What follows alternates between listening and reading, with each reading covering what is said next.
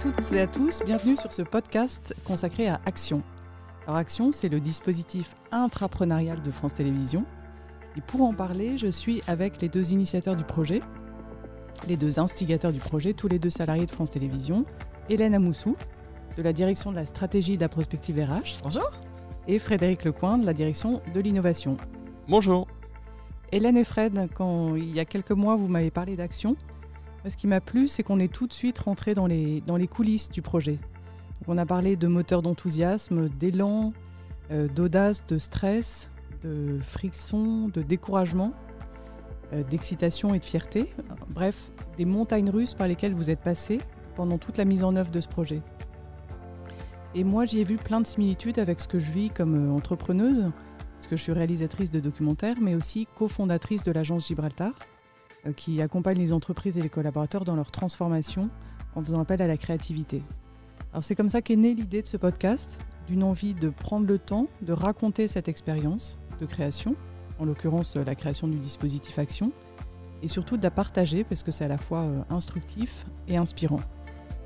Alors ce que je vous propose, c'est de repartir dans les coulisses, de reprendre la genèse du projet, qui commence pour moi à la création de votre binôme, parce que vous êtes les deux initiateurs du projet. Donc racontez-moi comment vous vous êtes rencontrés. Oui, finalement, il y a presque 3 ans, ou même il y a 3 ans, on se rencontre pendant une réunion autour de l'innovation, on phosphore un peu sur les différents projets, et puis on se rend compte, Hélène et moi, que finalement on a cette attirance pour le sujet de l'intrapreneuriat.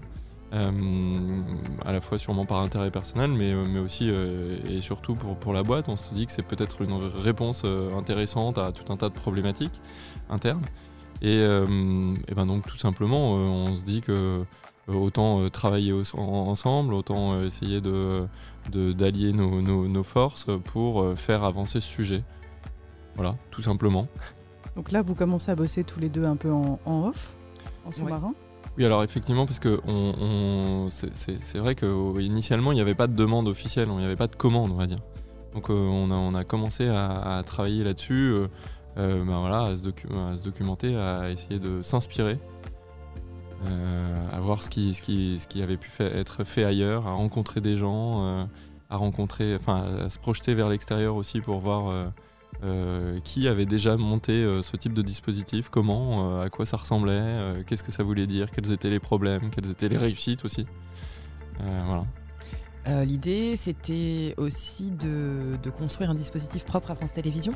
On ne voulait pas faire un copier-coller de ce qui pouvait exister par ailleurs, même si on a rencontré des porteurs de dispositifs vraiment intéressants. L'idée, c'était, comme le disait Fred, de s'inspirer pour construire le dispositif, le meilleur dispositif pour France Télévisions par rapport à un contexte donné, par rapport à une temporalité, par rapport à une culture d'entreprise aussi. Donc voilà, ce travail était hyper nécessaire pour défricher le sujet. Et après, l'idée vraiment, c'était de se dire comment on construit quelque chose qui nous correspond bien. Et après cette première période de défrichage, à quel moment vous vous êtes confrontés aux autres ? Est-ce que vous avez fait rentrer un peu des complices dans la conception du projet ? Ouais, alors je sais plus si c'était en parallèle finalement ou si on a fait ça en 2 temps, mais il me semble qu'on a fait ça de manière un peu simultanée.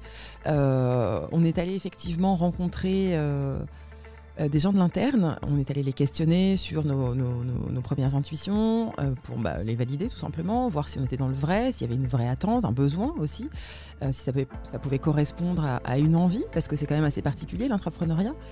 Donc voilà, on s'est entouré de gens de l'interne, aux profils variés, pour réfléchir avec nous et puis valider ses intuitions, nous re-questionner peut-être bousculer un peu nos premiers éléments, tout ça en mode un peu sous-marin, donc personne n'était au courant, on se retrouvait dans des caves. Dans des salles de réunion, bien sûr. Et à quel moment vous avez justement officialisé ce projet ? Comment vous êtes sortis du bois ? Alors, en parallèle de tout ce que Hélène vient de raconter, on avait donc réuni un certain nombre de salariés de France Télévisions autour de nous. Et puis, il se trouve que moi, j'ai eu la chance de suivre une formation autour de l'intrapreneuriat dispensée par Corporate for Change. Et à cette occasion-là, il y avait plusieurs sessions. Et la dernière session, la session finale, on avait la possibilité d'avoir un invité. En fait, 2 invités, puisque Hélène était mon invité, le premier invité, et puis finalement, sur un coup de tête, on se dit et pourquoi on n'inviterait pas Arnaud Le Saunier, qui est le DRH de France Télévisions, à cette dernière session. À ce moment-là, il connaît pas le projet, il connaît même pas le fait que, je pense qu'il a même pas connaissance ou conscience du fait qu'on phosphore sur le sujet, on réfléchit à ça, mais on se dit et pourquoi pas, et tentons le coup, quoi. Finalement, qu'est-ce qu'on a à perdre? Pas grand-chose. Soit il vient. Bon bah si, alors là, il est plongé dans le grand bain, mais en même temps, voilà, on avait confiance dans les intervenants, on savait que ça allait bien se passer, et puis finalement, c'était une façon de mettre un premier pied dans le sujet pour lui et avec nous. Soit il voulait pas venir, pour ça il y avait tout un tas de raisons. C'est une personnalité qui est au Comex, donc avec des agendas quand même assez compliqués, donc ça aurait été normal. Mais voilà, au pire, peut-être qu'on l'avait déjà, rien que par cette invitation, on le sensibilisait déjà à l'idée et au projet qu'on portait. Donc finalement, on s'est dit, allez, pourquoi pas, soyons fous. Et la surprise, il accepte. Oui. Bonne surprise. un peu d'appréhension forcément le jour venu, mais en même temps, super content, quoi, parce qu'il accepte de venir. On sait que ça va être une super demi-journée. Finalement, il avait même finalement envie de rester toute la journée, mais voilà, c'est parti, quoi. Du coup là, ça rend notre projet beaucoup plus officiel, beaucoup plus peut-être quelque part légitime aussi, et crédible. Ça y est, quoi. On se lance dans le grand bain. On rentre dans le concret aussi quelque part, quoi, parce que ça y est, on est plus seulement en train de faire de la veille, de se documenter, de réfléchir, y compris de s'entourer de gens d'aide pour imaginer ce dispositif. On est là, on rentre vraiment dans une logique projet finalement, et se dire ok, là maintenant il y a des étapes, ou en tout cas il y a des étapes successives qui vont s'enchaîner les unes après les autres, quoi. Donc là on le fait venir, il adhère quand même, je pense, à l'idée globale. Et on en profite pour prendre rendez-vous avec lui de manière un peu plus formelle par la suite. Et pour lui présenter à ce moment-là le projet tel que vous l'aviez imaginé pour France Télévisions. Complètement. Et la deuxième belle surprise, il nous reçoit, il valide le projet dans la foulée. Donc pour nous, un truc assez incroyable, parce que finalement, très belle surprise. On ne pensait pas que ça irait si vite. On ne pensait pas qu'il validerait comme ça, finalement, au sortir de la réunion. Et finalement, je me souviens d'un check entre nous au moment où on l'a fait, quoi. Enfin, ça y est, on vient de cocher la première case. Oui. Et ça, c'est quand même un truc de dingue. Et vous étiez presque un peu étourdi par votre audace et par la facilité avec laquelle ça s'était déroulé. Complètement. Enfin, en tout cas, moi de mon côté, je me disais voilà, on l'a fait, c'est fou, c'est allé super vite, mais tout commence. En fait, et c'était parti. Tu l'as dit tout à l'heure, hein, tu as parlé de montagne russe, mais en fait c'est ça. C'est que là c'est un moment où tu es en haut, puis après il y a d'autres moments où tu es un peu plus bas. Ouais. Mais ça fait partie sûrement de n'importe quel projet, mais en tout cas en particulier de ces projets-là, de ce type de projets intrapreneuriaux ou d'intrapreneuriat de manière générale. T'as des moments il y a des choses géniales qui arrivent, t'as des tu rencontres des gens incroyables, etc. Donc t'es super euphorique. Et puis il y a d'autres moments où c'est plus dur, t'es dans les difficultés inhérentes à une entreprise classique. Voilà, ça fait partie du jeu, mais c'est ça qui est drôle aussi, sûrement. Alors ensuite, de janvier à avril, là ça a été la préparation officielle d'Action. 3 mois, c'est court pour préparer tout ça. Comment vous en êtes sortis? Alors en fait, comme on a cranté un premier oui, et qu'on a du coup le soutien du DRH, on a le soutien de nos boss, on est, je crois que c'est ce que dit Fred, on est euphorique, on est très excité, donc tout est possible en fait, il n'y a pas de censure, donc on fait tout pour proposer quelque chose qui soit de qualité, qui corresponde évidemment aux besoins des collaborateurs. On structure l'ensemble du dispositif, on s'entoure d'une entreprise, d'une jeune entreprise pour accompagner les intrapreneurs et puis nous aider. Creatrox, pardon, tout à fait, pour ne pas les citer, qui pourra nous aussi nous aider. Donc on trouve le temps nécessaire. Rien n'est un problème en fait. Tout n'est pas facile, mais tout est possible à ce moment-là. Oui, tout est possible, effectivement. Non, mais c'est 3 mois, ça paraît court. On est sur un dispositif qui est expérimental, un pilote, donc on ne s'adresse pas non plus à l'ensemble des salariés de France Télévisions. Donc déjà, voilà, faut l'avoir en tête, c'était expérimental. Donc c'est pas un lancement worldwide. Après, ce qui est difficile, là encore, initialement, on n'avait pas de demande officielle et ça ne fait pas partie, entre guillemets, de nos fiches de poste. Donc on était nous-mêmes nos propres intrapreneurs. Donc il a fallu grappiller du temps sur notre temps perso, sur du temps qu'on pouvait dégager d'une manière ou d'une autre pour avancer sur le projet. Ça, c'est sûr que c'est pas une chose facile. Là encore, ça fait partie du jeu. Et le fait d'être d'être en binôme, c'est aussi ça aide, quoi. Je pense que l'un ou l'autre, tout seul, je suis pas sûr qu'on ait eu la capacité d'aller jusqu'au bout. Là, en fait, c'est génial. On peut se relayer quand on est l'un est plus occupé que l'autre ou l'autre prend la relève, etc. Ça, c'était vraiment indispensable et ça a une valeur énorme, quoi.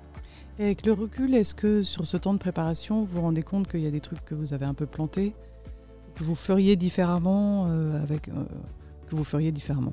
Ouais, avec le recul, on pensait qu'on avait un projet hyper structuré, ce qui était le cas, mais on s'est concentré sur l'essentiel, finalement le cœur du dispositif, qui était bien évidemment de proposer quelque chose, de proposer à la fois un dispositif et un accompagnement sur le dispositif. Donc on s'est concentré sur la colonne vertébrale, là où tout ce qui est autour est finalement essentiel. Donc je pense notamment aux aspects de communication.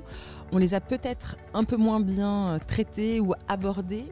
Et avec un peu de distance, on se dit que peut-être il aurait fallu faire différemment, ou en tout cas, il faudrait faire différemment pour attirer, pour faire parler, pour décrypter, pour donner envie. Voilà, ce qu'on n'a peut-être pas forcément, c'est pas suffisamment travaillé, mais pas... Être quoi, plutôt sur le fait de raconter une histoire et de...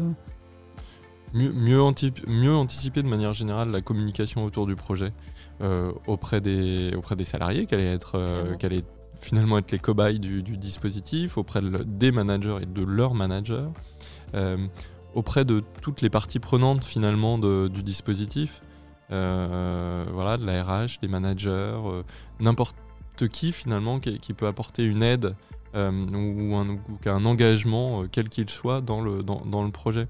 Là, effectivement, on a peut-être un petit peu pêché de ce côté-là. Et si on doit changer quelque chose, effectivement, c'est peut-être là où on aurait une action un peu plus forte, en tout cas un peu plus anticipée. C'est vraiment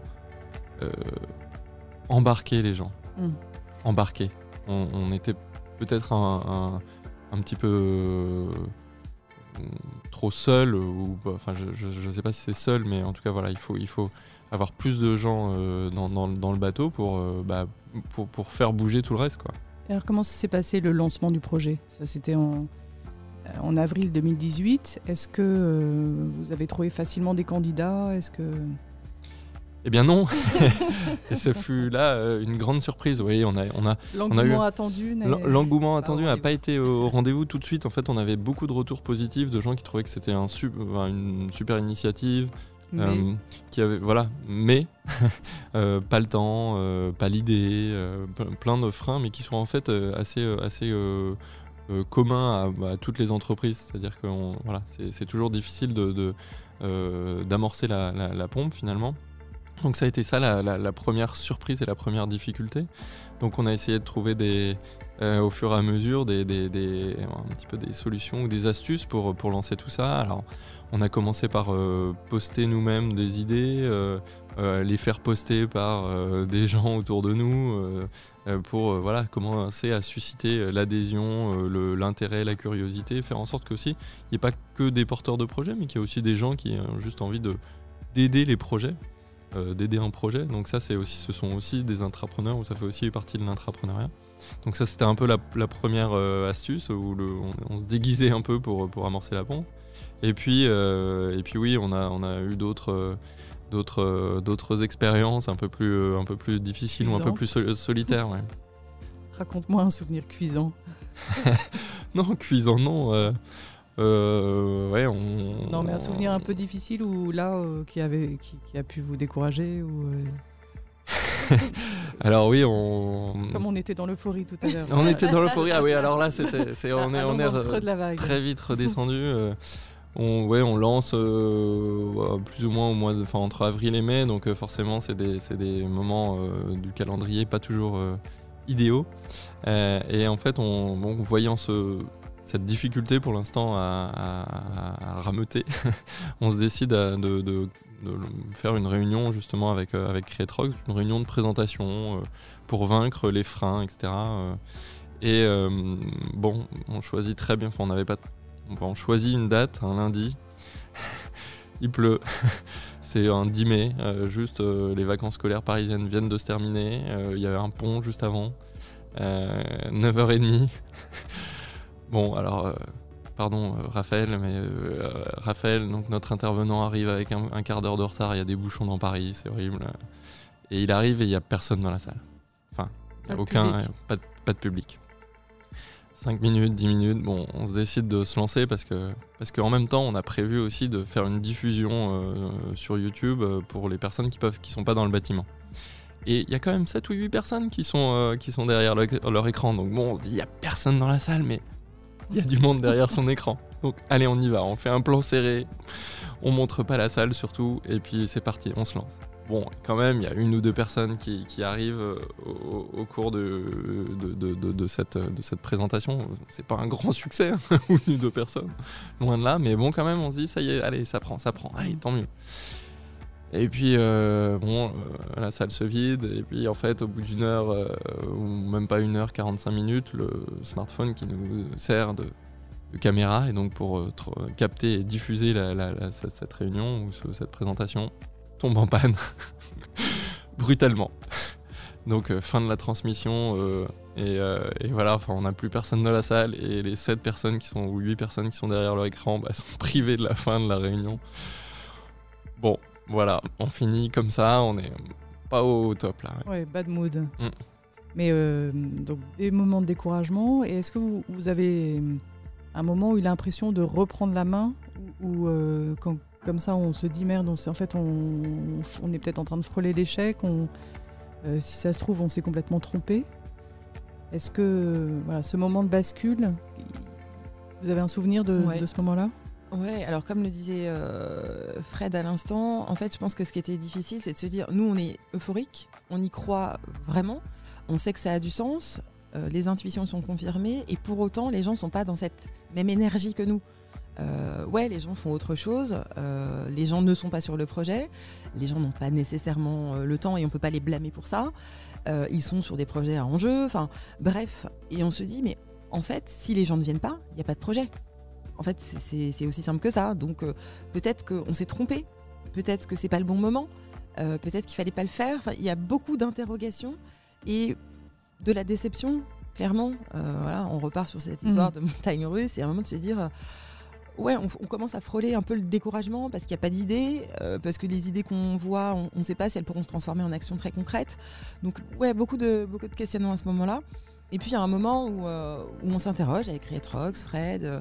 Et on met sur la table, tous ces points de difficulté, ces contraintes, etc. Et puis, moi, je vois bien que la question du temps semble être une question centrale pour les collaborateurs. J'essaie de mettre ça sur la table et en fait, j'ai l'impression que ça prend pas en face de moi. On est en visio en plus, donc j'ai pas de moyen d'attraper par autre chose que la raison. Donc c'est compliqué pour moi et je vois que je ne convainc personne en essayant de prendre la défense finalement des salariés et je me sens totalement incompris. Je me dis mais c'est pas possible, en fait on va pas y arriver, c'est sûr. Voilà, donc gros moment de découragement. Je crois que j'ai un petit peu envie de pleurer d'ailleurs à ce moment-là. Et puis finalement, il y a un truc de... Enfin, l'humain Tu prend te le dessus. ressaisis. Je me ressaisis, bien sûr. Absolument. Et je me dis non. Avec une force décuplée. C'est ça. Et je me dis non, on n'a pas fait tout ça pour rien. Il est hors de question qu'on s'arrête maintenant. Et donc, on va trouver les ressources qui vont bien. Et chacun, il faut qu'on arrive à se mobiliser pour justement contourner cette question qui pose problème à tout le monde. Alors comment vous faites alors pour contourner ça? Et bien là, la visioconférence s'arrête brutalement. J'aurais bien aimé à ce moment-là être aidé par la technologie et que ça s'arrête. Mais non, justement, on se dit qu'on va prendre nos téléphones, qu'on va sortir de nos bureaux et qu'on va aller à la rencontre des gens, mais pas en réunion, pas en atelier, on va faire du one-one. On va aller les chercher et on va aller chercher, pas forcément sur des éléments de raison justement, mais sur des éléments de tripes, d'émotions, où on va leur dire bah, finalement tu as peut-être une opportunité là aujourd'hui assez incroyable de venir déposer une idée à laquelle tu crois profondément, une idée qui serait utile pour l'entreprise, une idée qui potentiellement n'est pas dans ton spectre originel, mais on va te donner cette possibilité de transformer ton action parce qu'elle a du sens, ton idée pardon, parce qu'elle a du sens, en action concrète. Donc là, c'est vraiment une démarche d'aller convaincre chacun par un. Exactement. Dans l'hyper-proximité. C'est exactement ça. L'humain, quoi. L'humain, vraiment, d'aller prendre son téléphone, de contacter des gens, de passer peut-être 45 minutes, non pas avec 7 personnes en visio et dans une salle, mais une, finalement. Donc c'est multiplier ces points de rencontre et porter de l'attention à l'autre, de l'écouter. Être à l'écoute. De se dire, finalement, dans son discours, qu'est-ce que j'attrape pour le faire passer à l'action. Basculer, le convaincre. Donc, et ça a marché. Ouais. Et ça, Bravo Hélène. Non, travail collectif. On n'est pas peu fiers parce que c'est le moment de bascule. Ouais, c'est le moment où ça y est, on a enfin des projets qui tombent. On a des gens qui semblent convaincus. Et puis ça nous rebooste, ça nous redonne la pêche. Et là, de nouveau, la pente ascensionnelle.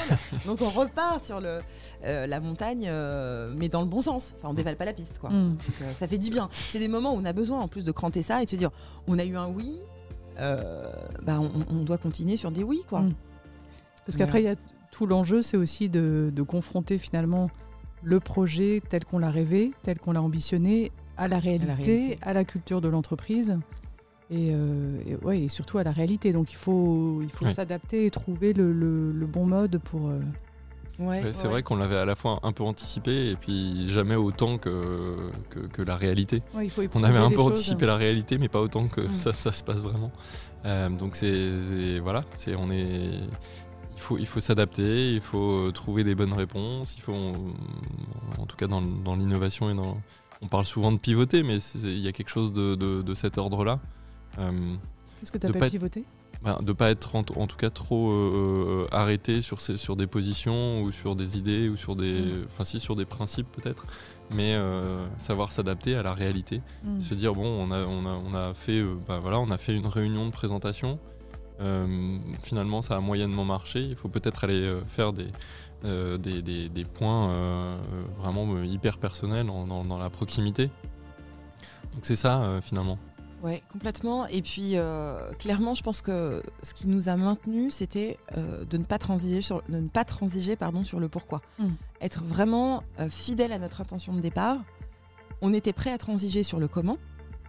Et on l'a fait. On s'est ajusté en permanence, on a beaucoup itéré, etc. En revanche, les principes qu'on avait crantés au départ, il n'était pas question de revenir dessus parce que c'était ce en quoi on croyait profondément. Et vous avez eu besoin de vous les rappeler régulièrement, même juste entre vous, tu vois, pour... Non, je crois. Enfin, moi, je dirais que on était convaincus parce par l'objectif, effectivement, comme tu disais, Hélène, à l'instant, par l'objectif et les principes qui guidaient tout ça. Donc, il n'y avait pas de... Enfin, on avait un horizon et on essayait de tendre vers cet horizon. Qu'après cette première saison expérimentale et à l'aube d'une éventuelle saison 2, quelles leçons vous avez tirées justement de cette expérimentation et que vous allez pouvoir mettre en place dans la saison 2 ? Alors, la première leçon, c'est que la vie n'est pas un long fleuve tranquille. L'intrapreneuriat n'est pas un long fleuve tranquille. Donc effectivement, tu l'as dit Marine au début, c'est ces montagnes russes qui sont a posteriori, c'est hyper rigolo, c'est très très très apprenant. Mais quand on est dedans, Et surtout quand on est dans le creux de la vague, c'est pas forcément rigolo. Donc voilà, Fred l'a dit aussi tout à l'heure, ce que je retiens aussi, c'est s'associer, ne pas rester seul, ne pas rester isolé. Évidemment, aller chercher des alliés, des sponsors, des machins, mais à deux, c'est génial en fait. On est deux profils hyper complémentaires, on réagit pas aux mêmes stimuli. On n'a pas les mêmes visions des choses, en tout cas, la même façon d'appréhender les sujets.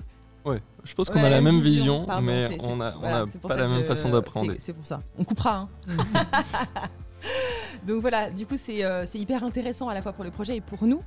Donc ça, c'est un truc, c'est une vraie leçon. C'est intéressant, et puis finalement, le fait d'avoir quand même de partager cette vision, mais d'avoir deux approches différentes et complémentaires, ça nous a permis d'avancer, et finalement d'avancer très facilement, parce sur le fond, on était toujours d'accord. Complètement. Merci pour cette... De rien. Pour rester dans la métaphore de la montagne, c'est ce sentiment quand même de fierté du parcours et du chemin parcouru. En janvier dernier, on était en bas de l'Himalaya avec nos sandales, nos tongs, et on se disait waouh, il va falloir franchir un truc juste incroyable. Et là, c'est pas le sentiment d'être en haut de l'Himalaya, mais de se dire qu'on est potentiellement sur une première étape en bivouac. On peut regarder en bas et on a quand même grimpé et on a rencontré quelques difficultés, oui certes, mais on les a surmontées allègrement. Voilà, en tout cas, ouais, beaucoup de fierté de ce qu'on a fait à la fois à deux, entouré d'autres, mais on y a cru jusqu'au bout, même dans les moments vraiment difficiles, et je suis très très fière de ce qu'on a fait ensemble. Bah oui, on est fiers, et c'est vrai, il faut le dire. France Télévisions est aussi une entreprise dans laquelle on peut tenter ce type de dispositif, donc c'est bien de le faire remarquer aussi. Après, je pense qu'il y a il y a une question de timing. Nous, au moment où on l'a lancé, on a beaucoup parlé d'alignement des planètes, et je pense que c'est une chose importante, c'est-à-dire que peut-être que c'était le bon moment. Enfin, même on en est sûr, c'était le bon moment pour se lancer. Peut-être que 6 mois avant, c'était trop tôt. 6 mois après, ça aurait été trop tard. En tout cas, voilà, c'est quelque chose qu'on ne peut pas maîtriser complètement. C'est quelque chose qu'on sent plus ou moins dans une entreprise. Et voilà, il faut... c'est une question un peu de chance, mais voilà, une question de timing pour se lancer.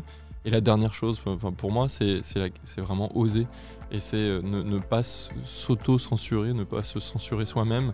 On a parfois on a des craintes ou on a des freins qui nous bloquent. On se dit ah non, je vais pas faire, ou un tel ou comme le DRH n'acceptera pas, ou mes collègues n'accepteront pas, ou j'ai pas la bonne idée, ou ceci ou cela. Et en fait, ces freins-là, il faut les dépasser. Il faut oser, il faut avancer. Et en fait, on tire toujours. Voilà, il y a toujours des apprentissages à tirer de tout ça. Bon, merci beaucoup pour toutes ces anecdotes et ces récits, parce que c'est un peu ce qu'on ne lit jamais dans le manuel du parfait intrapreneur. Pardon, j'ai vraiment du mal avec ce mot. Donc, je pense que c'est très instructif et inspirant. Merci beaucoup. Merci. Merci Marine, c'est un plaisir de partager cette expérience.